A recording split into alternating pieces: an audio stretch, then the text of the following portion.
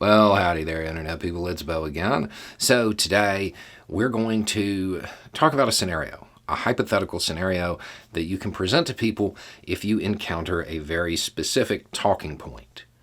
A couple of things I want to point out before we get into this is that one, this only works up to a certain point.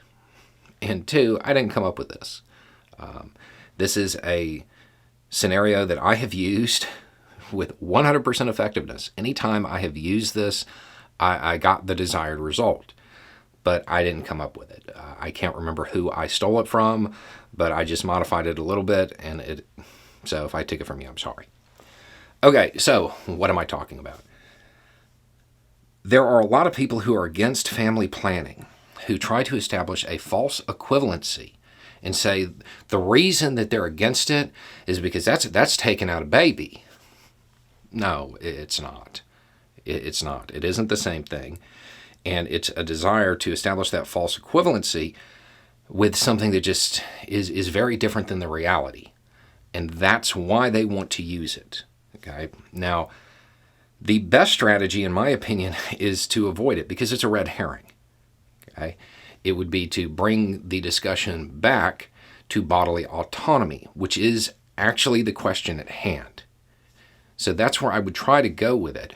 But sometimes they don't let that part of it go. So you have to destroy the false equivalency.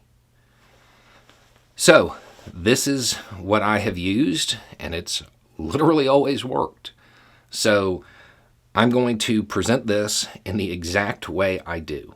All right? So start off, and you're like, so you're saying that's a baby at 3 weeks or 6 weeks. Yes. Okay. So I'm going to present you with a scenario. Don't answer until I ask you a direct question, because this isn't going where you think it is. I just kind of want to explore something real quick.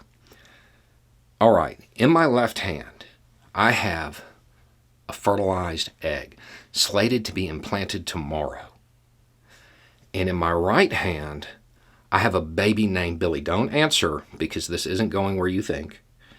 They're both hanging over the edge of a cliff.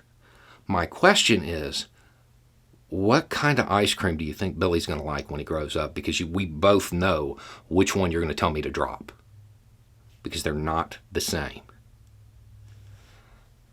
You start there, but understand there's limitations to that, because that argument only works up to the point of viability.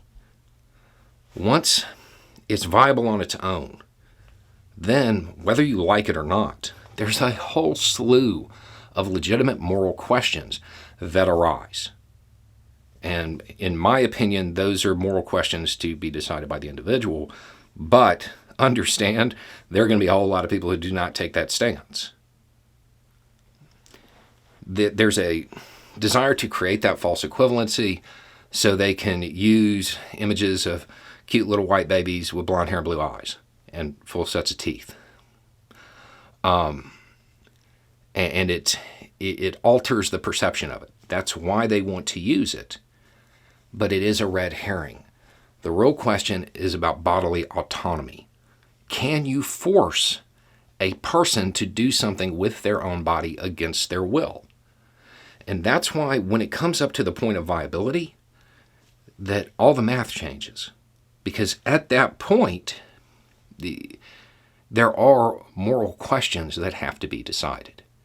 But up until then, there's not. There really isn't. So that's how I have always responded to that.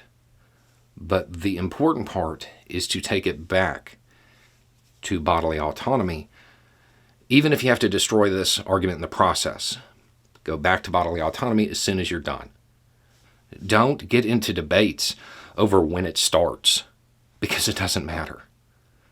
Those are not based in science. Those aren't really based in anything other than a feeling. The question is, when is it viable on its own? And at that point, up until then, there isn't really the moral question that they're trying to present. Anyway, it's just a thought. Y'all have a good day.